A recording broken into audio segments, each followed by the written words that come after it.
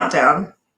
Okay. Oh, there it was. I thought we were going to count it. You're live.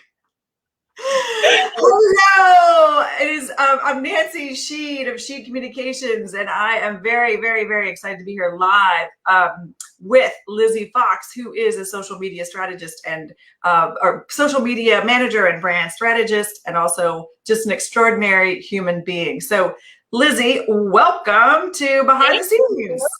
Thank you. Thank you for having me. We're going to honor that we are live on Facebook and we are live on LinkedIn as well. So we're going to do the best we can to manage comments or viewers or whatever else happens. We are here today to talk about planning, all sorts of planning, content planning. We'll probably get upon life planning as well. And Lizzy, you are here because you and I have been working together for over 6 months in the capacity of sort of you bringing your social media expertise and content management strategy to also helping support as a virtual assistant. So can we just take a step backwards? I'm going to put you on the spot. How did you get to be in the role you're in and figuring out that these were your specialties and talents? Yeah. So I did a career change and in the midst of the pandemic. And for me, a lot of that, just that downtime, because what else does everyone have to do except that and watch, Tiger King? It was just thinking through like, what are the things that I'm passionate about? What from the jobs that I've had before actually created like life, like what made me excited? And really, actually, it was a friend of mine. She was starting a business, and it was a mental health advocacy and event planning business in Orange County, California. Super fun. She's amazing. Her name is Sarah. The business is called We the Celebrated, and she was in the beginning stages of building her brand and building her website. And so I said, "Hey, can I help you?" I was like, I'm totally inserting myself, but like, can I be a part of this? And she said, yes. And so I got to build and create her entire brand. We created her whole strategy and I developed her whole website. And it was some of the most fun I had during quarantine. And that by this point I was in Washington State. She was down in California. So we were doing this all remotely. And it was just one of the most fantastic experiences I had, getting to work with friends, getting to work with people that are doing incredible work, and getting to support them. And so it kind of just naturally started to unfold itself just with opportunities that friends were working on stuff and let me speak into it. And I found like, oh, I really love it. It kind of aligned with, I guess, like my life motto of to set others up to win. And so it just kind of naturally, I started to find those projects. Like, I think we've talked about this before, but like, trying to find your niche, like it's just something that comes over time. And so I was really fortunate to have been where I was, the people that were in my life to be able to start to be like, reflect and be like, oh, that's the parts of my jobs before that I was really passionate about. And I'm going to interview. I'm not sure you cut out, but it's such a special thing. Will you please restate? Because not a lot, and you and I've talked about this, not a lot of people kind of figure out at so early a stage, like what their motto or their mission is. So I love yours, and it certainly is applicable to sort of the work you do with me, but can you please restate your sort of what's your guiding mission? Absolutely. So mine's is I exist as a person to set others up to win. So whatever that looks like. And it's nice because it fits in almost every part of my life. My marriage, my relationships with my family and friends, my relationships with clients and mentors. And it kind of can span everywhere. So it's a good anchor in seasons like this last year of trying to find kind of my way to then have something that was like, okay, well, at least I can do this. Right. And that's what I can focus on. And really, I think that was a huge part of what allowed me to get into the line of work that I'm in now. I love that. That's a great segue to sort of talk about kind of how we work together or how we work with our clients. And there's the big banner. What's your plan? And so, Lizzy, a lot of people come and they just sort of say, I need help with social media, or I need digital marketing help, right? And they think they need somebody to actually just post stuff, right? Like they don't necessarily have it in their brain of sort of taking back the bigger step. And so where we come together or where you and I work really together, and either you helping me or you helping me support other clients is, okay, let's take the big picture. What are the goals? But let's just sort of get past that and say, all right, to support your goals, we need to, or client, you need to be putting out into the world this type of content. And we will have identified that type of content. We may have identified, like, hopefully, how it gets produced, but like what that content is or looks like, and then, kind of put a strategy around it that's supporting the goals, right? Totally. So, that in and of itself is a whole process. And to everybody, it looks different, right? Like, does it include blog posts? Does it include email? Does it include social media posts? Or are there bigger pieces of content? Like for you and me, are we working with videos? Are there book excerpts? Like all of those pieces, and figuring it out. Lizzy, what do you think are some of the things that people don't think about before we get to the planning part, in terms of the strategy, that are the questions, we see people miss sometimes, or even you can say, Nancy, you miss it. No, totally. No, I think really it comes down to the fact that strategy and management are two different things. And so a lot of the time when people approach either of us, whether in my own company or, me working with you with clients, is that a lot of what they are perceiving as strategy is mostly content management. And by that, I mean content strategy is the why we're posting. That's kind of the most simplest way I can boil it down to. And the management is how we're going to accomplish that why. And so I think, understanding that those are two separate things, understanding that although it feels like, yes, they do go hand in hand, but they also require two different things. One is strategy, I feel like, is way more research based. It's way more, it's just way more research based. So you're looking at, okay, what is happening in your client's, sphere of influence? What's happening inside of their business as an entity, but then also like what's happening in the world that they live in as a business, their market, but the content management side of things, is more so about getting to a place where you have a funnel where you're having your why play out in all the platforms that your business shows up in, or you as a person shows up in. And so I think that's one of the biggest pitfalls, is that people tend to get caught up in that part of it, in the management side of things, right, that they miss the fact that without a strong anchoring why, they will just sound like noise. Like it'll just be a banging gong and that just keeps ringing. And I feel like has enough of that. So not having a clear purpose of why you're doing it is also going to be why you burn out so quick. Like that makes content management just such a drag. Like honestly, or why you call and say, what do you mean you don't do social media posts? And you're like, well, because it is a lot of work. And if it's not connected if it's not connected in the right way, then I think, to your point, that also, feeds to the burnout, right?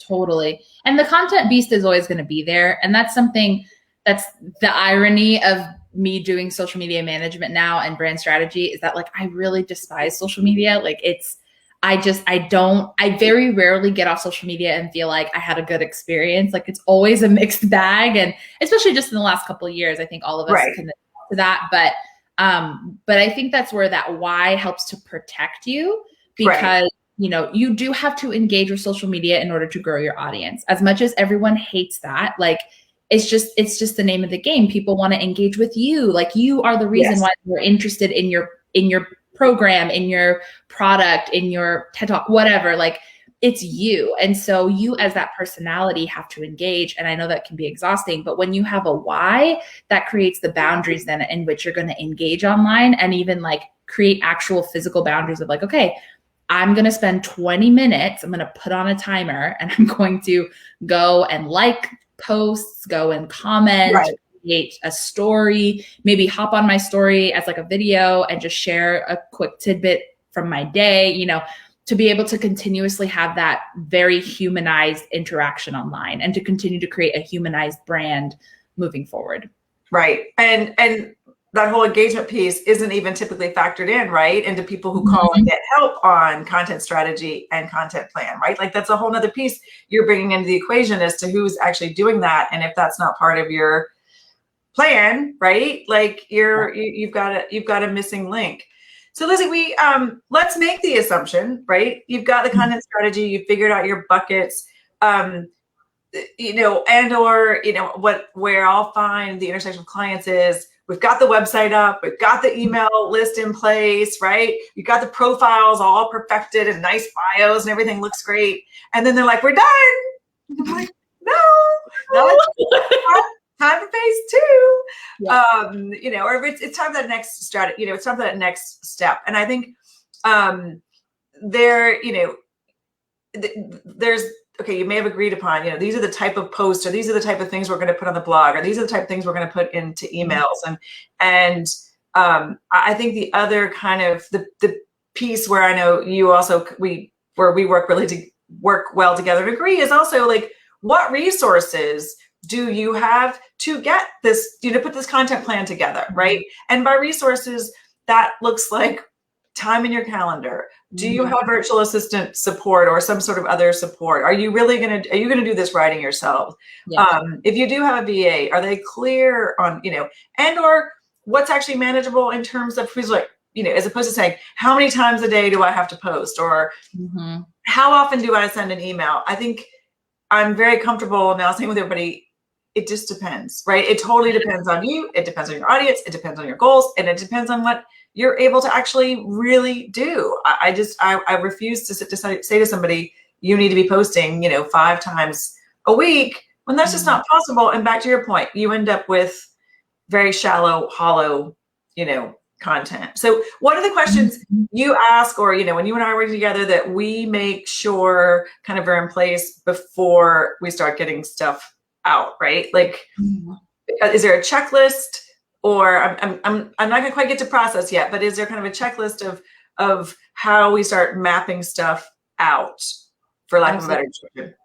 So I'm of the mind that once you have your why, they should kind of develop into what this girl online, she's wonderful at this type of stuff. Her name is Amber from the A Creative Co. And she calls it your buckets. And these are basically your buckets where, like, here are the 5 buckets that fill, like, when I fill these things up, they create what you understand as my company. So like that could mean, so for one of my clients, she's a hairstylist. And so her buckets are her services that she provides, her education, because she's also a hair educator. So she trains other clients, business. So just in terms of like just how to run the business well, business and coaching. And then her other one is lifestyle. So very, hair industry, very much a not vain, I don't want to say vain or vanity driven industry, but sort of like it's about how you look. Like it's very, like your work is based on what's happening on the veneer. And so for her industry, lifestyle is one of the biggest ones, because for a hairstylist, if I'm going to sit in your chair for an hour and a half, I better like you. Like, otherwise I'm going to be awkwardly silent for the next hour and a half. So one of her buckets is lifestyle, in order to create connection with her audience, where she gets to share who she is, what she's kind of into these days, her family, her friends. Like, it's a space for her to share. But once we have those buckets, from there, I start to create checklists of like, okay, what content can be reproducible? Like, how can we, use this one piece of content in as many places as possible, so that we're not reinventing the wheel a bunch of times. So that's usually the first thing that I try to identify in each of those buckets of the content we're going to be creating. Because like you said, by this point, we've already kind of decided what kind of content we need to be creating. So now it's like, how can we replicate it across the board on the different platforms that make up this like ominous social media umbrella, And so that's one of the first things I try to do. The second one is looking at how much content can we quality wise produce in a week? What does that really look like? And that's something that I put the onus back on the client, saying, hey, this is your business. Like, my job is to help you steer like the boat well, but like, if you're throwing stuff in front of me, there's only so much I can do. Like, you have to still be the one that's producing the content, because it's your business. Like, I'm not a ghostwriter. Like, that's a whole different, realm of work. As my friend says, everybody's a specialist. And I was like, well, there are skill sets that's why some of us end up in these lanes. I mean, and some of us can be generalists and know what makes a good caption, right? But that's completely different than what you're talking about. Totally. Because I mean, there's a level of content production that you have to do as a social media manager. Like, I do hold the caption writing. However, all of the actual content in terms of like so like, again, with this hairstylist that I work with, in terms of like the science behind the hair, the, you know, the type of things that you should and shouldn't do, all of that is from her. What I do is just make it concise so that an audience can take it in. And so, but that you like, how much of that can you quality work can you do in a span of a week, in a span of a month? And so those are the type of things that we start to check off. And then from there, once we've gotten like, okay, those are kind of the big picture things, we can then start to look at like, okay, how are we going to work together in terms of, because some clients are like, I don't care, I just need stuff up. So like, I trust you with captions, let's just go. But some want to look at the captions. They want to make sure it's in their voice. That very much matters to them. Right. And so for clients, those are different systems that you put into place in order for there to be a checks and balances, but one that's not going to necessarily bog down the system and have things getting out late. Because I also refuse to work past 6 p.m. Like that's just kind of boundaries. Exactly. So, you know, and that's where I think communicating with your clients, you know, from the get-go of like, hey, here are my boundaries, here are my work hours. You know, and being clear about like, this is what happens when you get it late. It's going to be late online. Like, and so if this matters to you, then we need to make sure we're working. And I'd always try to give them at least like 7 days buffer. Cause I'm like, life happens. I understand it. So I guess that's the other thing too, is making sure how you're scheduling out the content creation process to the management has to be within a realistic timeline that includes all of life's chaotic can happen, like a pandemic, or like, you know, I'm down here in Florida, so a hurricane showing up, like just making sure that there's, you know, leeway to be able to do that and good margin to be able to do that. I think, well, first of all, one comment is, you know, to your point, there's a reason I work with writers, because they already have a lot of expert, you know, like, totally. So, you know, that's, I think one of the things I was, okay, wait, we don't, you know, the content is always constantly, you know, being developed. So that is incredibly, you know, helpful to that. And I think one of the other things that you talked about is, you know, building time, the creativity and efficiency, right? Like, so, you know, you and I work together where I have to say, Lizzy, we need to do a little research around this, right? Like, and you said that, like, there, even if you've gotten again to the content strategy, there's research that goes into like, you know, what else is in this marketplace, right? You know, hashtags and those sort of things. So I think, you know, there's time to actually do the work. There's also time that comes on the front end. And also I think a little bit of space, right, for being creative and not just having to feel like you're in production mode, right? Absolutely. Absolutely. Again, feeding the content beast and getting completely overwhelmed and burnt out before you even get to put your stuff out there and be helpful to the world. And one of the other things, so as this conversation is evolving, and just in terms of you and I working together, what I've also watched is you get going, you kind of start putting a content plan in place, and then there's this efficiency that comes out, right? So you have either created the templates, or let's say we're starting with kind of a new thing, and I'm going to go very meta and say this video series, right? Like once you start realizing what works or what's going to be a continuing piece of your content plan, you can build in the steps of what it takes to put this content together, right? And that's where you've also been incredibly helpful, is like, all right, we can then figure out who's doing what, you know, how are we doing and how are we tracking again? So there's more than just this calendar, right? Of, you know, we're going to do a video, as opposed to just saying we're going to do a video every week or every 2 weeks. That's a big thing that has a gazillion other steps to it, right? Yes.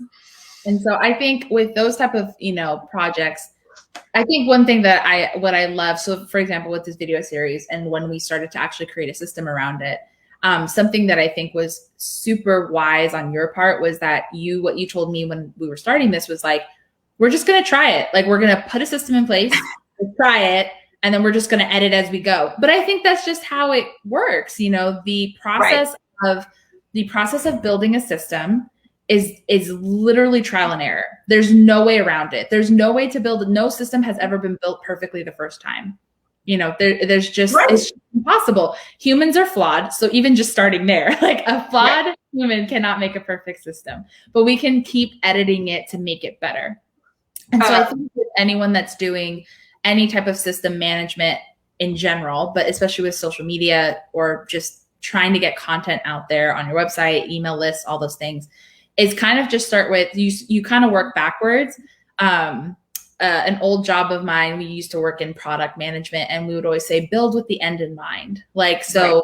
When you build with the end in mind, it's like, okay, if my newsletter needs to go out on the 30th, let's work backwards and see when we need to start working on stuff. So like, I want to, so, you know, you'll say, okay, if I want my newsletter to go out on the 30th at 8 a.m., that means that if I'm going to be using the MailChimp system and I want it to go out at 8 a.m. in that person's time zone, that means I need to do it 24 hours before that. So 24 hours before that email needs to be drafted and ready to go, which really means by 5 p.m. the day before that, because I want to have to get up at 7 a.m. to schedule an email.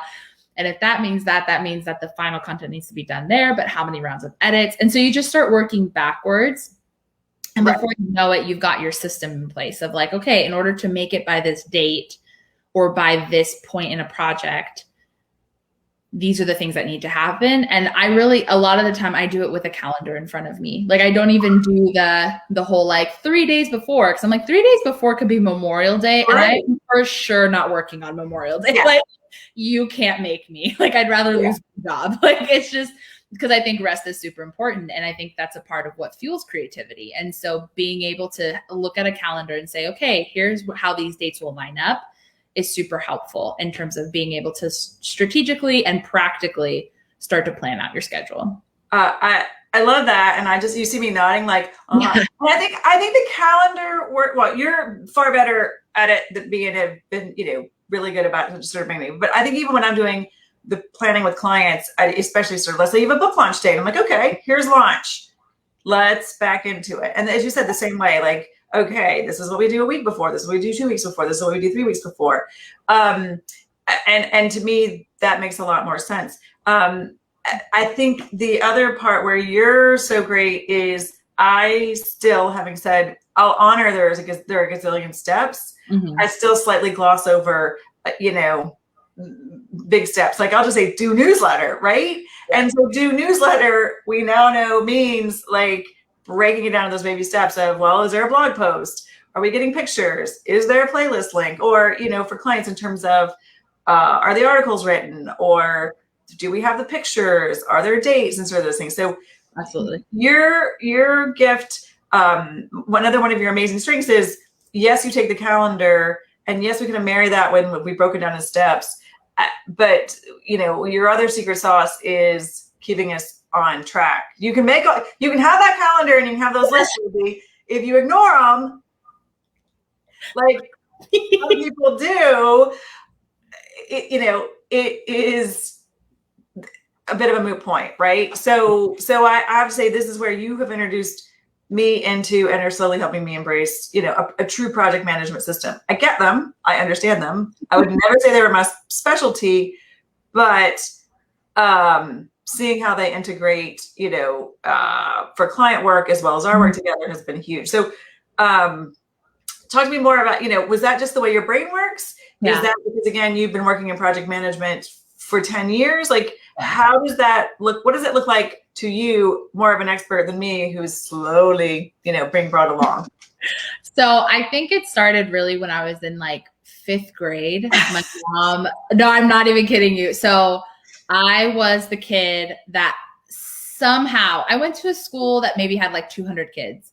Like it wasn't a big school, 200, 300 kids at most. Got it. For K through 8. And I somehow, without fail, would lose at least 10 jackets every year. Like they would just go missing. Like you would think they're in my locker, but they weren't in lost and found, or like I went and checked too late and they'd already taken, that back stuff to, whatever. I was a scatterbrain. Like there were just a million things going on in my head at all times. And even to this day, like I'm, 28 now, or sorry, 27, about to turn 28. And like my mind is as crazy as my hair. Like there's just so much going on. So at that time, my mom said, you need to start helping yourself to figure out how to manage that. She's like, that may not change, but you've got to put things in place to help you remember. What a gift. So I think she was more angry than anything else, but it worked out, which, I mean, in her defense, totally fair. Right. Like 10 jackets a year, that's expensive. Like, so for, so that was kind of the first time that I started to look at planners and started to look at like, oh, like if I write this down in my planner, I actually do it because that's what I have to do that day. Right. So I realized also for me personally, writing, the physical aspect of writing it down helped for it to start to stick in my head. It took up more room in my head when I did it that way, which is kind of frustrating because once you get into college and how fast professors can talk, writing is not the best way to capture notes. Right. But you do what you got to do. I'm a huge fan. I have learned I can't. It's still hard for me to type notes in the same time as in real time. I need to write it out. And also you put the intention out there. I think there's also two of that. One, like the physical act of writing or putting it somewhere out of your head also serves the purpose of it's something that needs focusing on, but sometimes it also helps to get it out of your head, right? So I know exactly it. It gives it purpose. Like you said, I think that's exactly it. And so for me, I think in college is the first time I started to learn how to transition some of that, like giving it purpose while writing to typing things up. Right. Because I started to get into, and then obviously after college, working on teams, we had to share notes. We had to, and the best way to do that obviously is online. And so things like Google Drive became a huge deal for us. We used a program called Smart Sheets for tracking things for a while before we moved into a CRM like Salesforce. And so there were things like that in play that were kind of requiring me to kind of flex new muscles to use an online platform that would help not only keep me on track, but I also now had a team that I was working with, that needed to know like, oh, this deliverable is ready. So that means that was kind of our baton pass, was like, now I can do this. So rather than it being like me wasting my time, getting up from my desk, going to another part of the office saying, hey, this is done, getting caught up in conversations and wasting time, that indicator would be an easy thing for my teammate to go in and say, okay, Lizzy finished this, great. Now I can take it this next step and keep continuing down the line. And so for me, one of the best ones that I found that was the most adaptable, I guess, was Asana.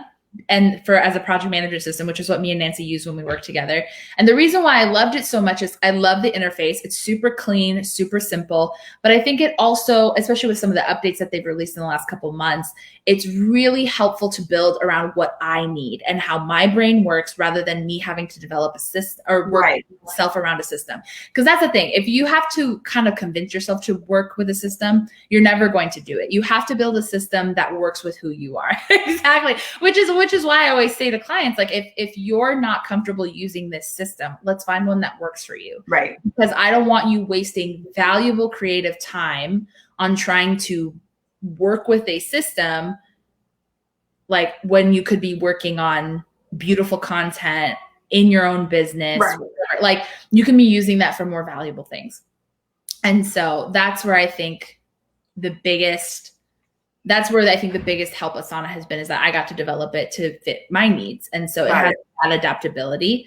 And then obviously Google Drive, it's just huge, like being able to share documents and comment on, be in real time, be editing a document together. And with me and Nancy, we work states away from each other. So being able to have one place where I know where I can go look up things that I need, be able to work on, like that's kind of our living document where we get to work together, is huge. It makes work so much more seamless from states away. Like, why wouldn't you? Yeah. That way. Well, sorry, did you see me? I'm trying to like play with StreamYard and make sure we're getting comments in. And like Asana, and then I was like, maybe I can type in Asana here. So I think what we'll do is we'll put some kind of our favorite tools, you know what I mean, in the list and in the show notes. So and you have brought me over to Asana, and I have to say it makes the most sense to me versus other ones I might have been on. I'm also going to honor for some people who are just, again, like my brain works. Part of it's a muscle, and part of it is actually, it's like exercise. Like you actually, before giving up, I will just say, you know, don't think about how it does work for you. And I say this only because it's my new aha is, again, if it totally doesn't work, that's one thing. But some of it is, before you give up, make sure you've done enough exercise, and stretch that muscle enough. So for project management, and basically sort of the big picture and keeping us on track, Asana, that still doesn't replace. I mean, it keeps us out of email a little bit. A little bit more. I mean, there are things that email still works with, but it does help to have it all in one place. Yeah. And we still have check-ins, and there every now and then is the text or the phone call where it's just easier to pick up the phone, right? Like, so we want to honor, like, everything's not perfect. But I think in terms of other tools we use, we've chosen to sort of go the Google Suite route in terms of lots of, whether, there are documents or processes or, a lot of heavy typing. I know some people use Evernote. I love Evernote. I think for team development or team collaboration, I think Google Drive just worked better for me personally. But I do love Evernote for my own content development. Like when I'm working on blog posts and things like that, ideation wise, like I actually use that because it's just a place where I can kind of dump it. Yeah. And then if I'm going into editing mode, that usually gets transferred over to Google Drive. Okay, we're gonna have to talk about that because I think of Evernote as being my digital file cabinet. Yeah, absolutely. No, right? Like, so the digital file cabinet, and let me just tell you, it needs a big clean out, but that's another story. It needs a huge, anyway. And then, so we have regular phone calls. And then before we go to life planning, let's keep moving forward in terms of like content management. For the most part, we are operating out, things like, StreamYard and tools like that. But for the most part, two other key tools for us, I was using Hootsuite. You've adopted Hootsuite. Are there other ones you like? Have used other places that you want to compare and contrast to Hootsuite? So with Hootsuite, I think Hootsuite's the best if you are a social media manager working with 10 plus clients and you have people that are on LinkedIn specifically. I think it's a huge help. It's great. I think for your more for your writers, I want to say more professional, like more basic business professional world type, I think it works great. A lot of the clients that I actually manage for are more creative types. And so later.com has been fantastic for us. I think it's a great interface, a decent analytics like dashboard where I can get what I need to be able to support them and to continue to make, on the fly decisions of like how we need to pivot the strategy. Because even if you get your content strategy done, just FYI, some of it is going to change as the right. You can only go so far out. Yeah. The world is changing at a rapid rate. I mean, things that were popular last May, like now are like, why do you still do that? Like, right. Okay, boomer. Like, it's hilarious. Like, but that's how fast the internet moves. And so, your strategy is more of your why, but like some of how that's going to play out is going to change over time. And so things like that are super helpful with later.com and the analytics dashboard that they have. And then they also are able to integrate with Facebook, Instagram, Pinterest. And so that's been super helpful for my clients because that's a bulk of where they are advertising themselves. Planoly is great if you're doing a very, very simple strategy. I think that their interface is great for that. However, I've run into a lot of problems with their auto posting. And then with their best times posting, it'll just shut off out of nowhere. So something about their developer isn't keeping up with. Okay. So I think, and it seems to happen anytime there's an update to Instagram, which just know that no matter what. What's the problem across all platforms? Yeah, so that's something that's going to happen no matter what. Right. Like, and there is, I think Instagram is evil for not allowing us to do auto posts for carousels and all those things. It just boggles my mind. There's so many things where I'm like, it frustrates me that they don't allow us to do it. But, say la vie. It is what it is. Right.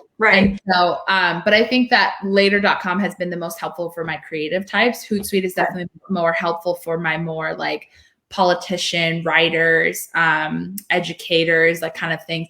That platform I feel like has worked really well. Yeah. I love Later's blog. I mean, even I did use Later at one point. We switched over. I still love their great content. So we'll include these. And then, Lizzy, obviously we talked about the Google Suite, Google Calendar for, at least for me, has been great because it just seems to integrate with everything. And in terms of that efficiency, and let's just take it a step back to old school, right? Because the other thing that you and I nerd out about is, even though we talked about all these amazing digital planning, tools, we still like our old-fashioned, like, write it down planners. So you go first. Lizzy is testing out. You say it, Lizzy. What are you testing out? This is the Golden Coil Planner. I've had this planner before, but I'm testing it out at a 6-month batch rather than a full year. just because I've realized like I said, internet's moving super fast. What the world needs in terms of content from you is so different. But I also am of the mind that you also have to realize like what your life needs of you is going to play into that. And again, that's why I say always give as much margin as you can when doing your planning. And just remember, like when you have the calendar in front of you, which is why I love like my physical planner. This is the planner I actually use when I'm doing content planning for my clients and for myself, because on this planner, I have my birthday, my husband's birthday, family members' birthdays, friends are coming into town, when we have a dinner scheduled, like all those things that would possibly require me to step away from my computer for days at a time or a couple hours at a time, whatever the case may be. It helps me to see those things and include them in my planning process. And so I love golden coils. I think my favorite part about it, let me see if I can flip to a page. My favorite part is spiral bound, which I'm jealous about. The spiral bound is the biggest deal, the most amazing paper. It's a very well-made product, but I think what's the most fun about it is that it's completely customizable. So they have so many different templates you can use to build out the planner. The one that I use is just like a simple, weekly look. And then on the other side, I have this awesome little layout that allows me to have a to-do list there, a note section, things that I want to make sure that I think about next week, and then an ideas area. And so this was something I wanted to say earlier too. One of the reasons why I went with this layout though, was because in order for me to remain in a creative space and not just be a systems person, which can sometimes be where I hide in order to not show up the way I need to online or in my own life or whatever, I need to have spaces where I'm constantly being pushed to do that. And so one of the things I was excited about with this planner is I have 2 areas now where every week I'm pushing myself to write down one creative idea I can work on. Even if I don't do all of them, it's just getting that muscle, kind of like getting those parts of my brain turning and working that muscle more and more. And I think that's the I was like, I want to make sure to capture this in the show notes, like making sure you've planned in creative space, right? We talked, and that also includes physical things. And so if you want to get better at a system, it's got to be in front of you. So like with Asana, I tell all my clients that are beginning to move on to like project management systems like that. So there's like Asana, there's Teamwork, there's Monday.com, all those things. Have that webpage open at all times. If you don't have it open, you won't use it. And so that's like the biggest thing is you can still ignore it, I can tell you. But you have to have it in front of you. So that's where the paper planner is great. I have it open in front of me all day long. It does not close until 6 p.m., but I have it there. And, whenever those my husband and I will be watching TV and something will just kind of pop in my brain, I now have a place where it can live. And I think that that's been the biggest thing for me is being able to have it in the forefront, present, available for me to start to use. Yeah. That's, I think, what makes it a helpful tool. But I also just genuinely love planners because I get to draw and doodle and write, and it can be so many different things all at once. And again, these like planners are just so beautifully made. They're almost like keepsakes. So I love them. So Lizzy's test driving Golden Coil because I am missing the spiral bound. So space, I may be moving to Golden Coil. I have been using the 90-day best self, which looks very generic, but it's hard to even find the color one anymore. And for me personally, I can only look at one day at a time or I get totally overwhelmed. So that's why I end up doing these 90 days, which actually are quite thick. But what I am missing, and Lizzy and I've talked about this, is the more you use these, I think the more you realize like what works for you and what doesn't work. And sometimes you can train yourself to a system, and sometimes you realize, no, this system isn't working. I got to keep trying. So this has worked for me, but I would say it's 100%. So I may be shifting to Golden Coil. And I just, and I think the other part that you talked about is also there are other parts of your business besides the content planning and the birthdays, right? Like the big ideas for your business or even the personal stuff, planning big birthdays or, or the things that you're thinking about 5 years from now, like finding that space and make sure you're capturing it. One of the things this does have, and I didn't used to use, and I will always now have, is like a habit tracker, right? Like what are those things you're tracking this month that, and I used to think people who did that were so anal retentive, but it's become a little addictive. I think I try and track too much, but my friend Lisa, she would sort of pick different things to track, right? Like you could see how something would fade off, or, something new would happen. So Yeah. Terry would, I don't know, I don't know what point this was, ask about which paper planner. So Terry, I'll put the show notes in. Lizzie's using Golden Coil, which is highly customizable, and I use Best Self, but and I think we have to give a shout out to Sarah Unger to say that we actually know somebody who does a whole podcast. Yes. Oh my gosh. Planner. So if this is when I learned that, I was just like literally a woman after my own heart. Yeah. Like I was like, why didn't I think of that? Yeah. It's brilliant. No, so Sarah Ungerhart, she has a whole Best Laid Plans podcast. It's wonderful. It's entertaining. And she's really good. She's really good at math. If you really nerd out about this stuff, you could listen all the time. So Sarah, we will put Best Laid Plans in the footnotes. I mean, in the show notes as well. So Lizzy, thank you so much. I know we just got excited that we were going to be able to talk about this together, and I was like, we need to just share this with whoever else is interested in learning about content planning and systems and everything else. So Lizzy, I just want to say thank you for getting me excited about this and feeling like I'm not an expert, but that seeing how efficient and thoughtful you are about these processes has made me better about it. And I just know it's also something that a lot of people struggle with. Yeah, and you might always struggle with it, but like I said, the world is always changing, and so just making sure it's easier to pivot from a plan than it is to have to continuously make one on the fly.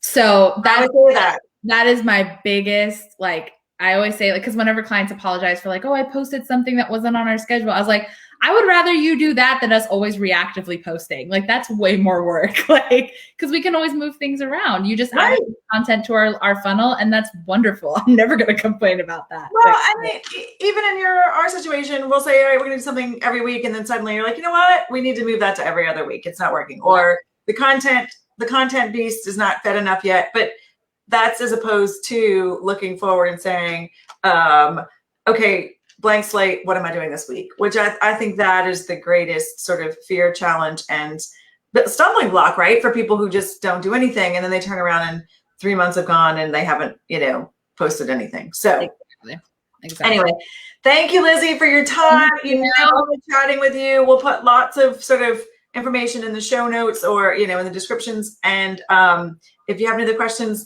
I'm at nancyshe.com. And Lizzy, where can people find you? You can find me at byelizabethfox.com, or you can find me on Instagram at LizzyPFox or at byelizabethfox, either one. But it'll all be in the show notes. Awesome. Thanks, Lizzy. Thank you. Bye. Bye.